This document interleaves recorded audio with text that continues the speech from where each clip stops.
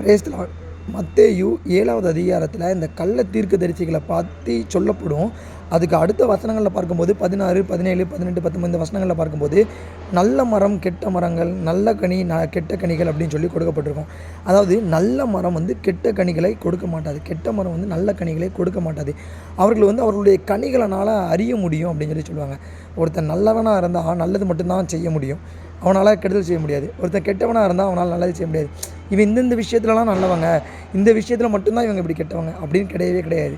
ஒருத்தங்க ஒரு சின்ன கெடுதல் செஞ்சாலும் கெட்டது பண்ணால் அது கெட்ட மரம் தான்.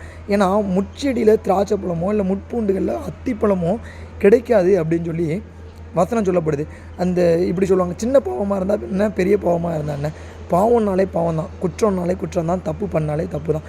ஸோ நம்ம நல்ல மரமாக இருக்கிறோமோ கெட்ட மரமாக இருக்கிறோமோ, நம்ம நல்ல மரமாக இருந்தால் நம்மகிட்டேருந்து வரக்கூடிய பழங்கள் நல்ல பழங்களாக மாத்திரம்தான் இருக்கும்.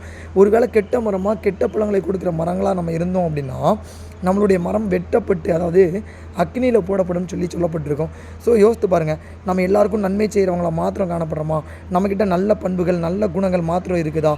எந்த விதத்துலேயும் நம்ம மனசில் ஒன்று கெட்டது அப்படின்னு தோணுச்சுன்னா அது கெட்ட விஷயம். அந்த விஷயத்தில் நம்ம ஜாக்கிரதையாக இருக்கணும், ரொம்ப எச்சரிக்கையாக இருக்கணும். நம்ம நல்லவங்களாக நல்ல மரமாக இருந்து நல்ல கனிகளை மாத்திரம் எல்லாருக்கும் பகிர்ந்து கொடுத்து எல்லாரையும் ருத்திக்கு செய்வோம், அவங்களையும் நல்ல மரமாக மாற்றுவோம். கர்த்தர் தானே உங்களோடு இருந்து உங்களை ஆசீர்வதிக்கட்டும். ஆமேன், ஆமேன், ஆமேன்.